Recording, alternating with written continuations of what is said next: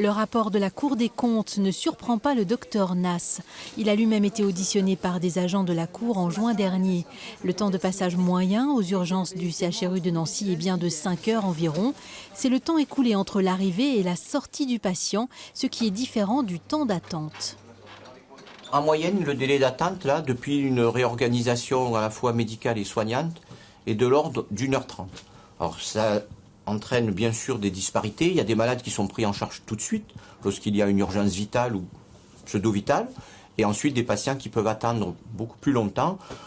Certains patients, par exemple, auraient pu aller consulter le médecin traitant, et lorsqu'il y a un afflux et qu'il n'y a pas d'élément de gravité, ils vont parfois patienter bien plus longtemps. Entre 2017 et 2018, les urgences du CHRU de Nancy ont accueilli 12% de patients de plus.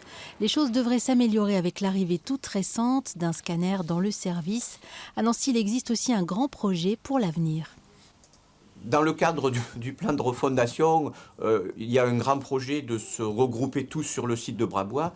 Et il est clair que pour les urgences, ça entraînerait d'une part des nouveaux locaux, puisque les locaux actuels ont été construits il y a de très nombreuses années, pour à peu près 25 000 passages au moment de leur construction, et que nous sommes actuellement à près de 50 000.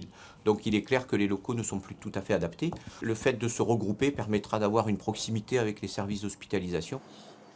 L'afflux aux urgences du CHRU de Nancy de ces derniers jours est à l'origine du déclenchement du dispositif Hôpital en tension. Ce mercredi, il est d'ailleurs passé en niveau 3.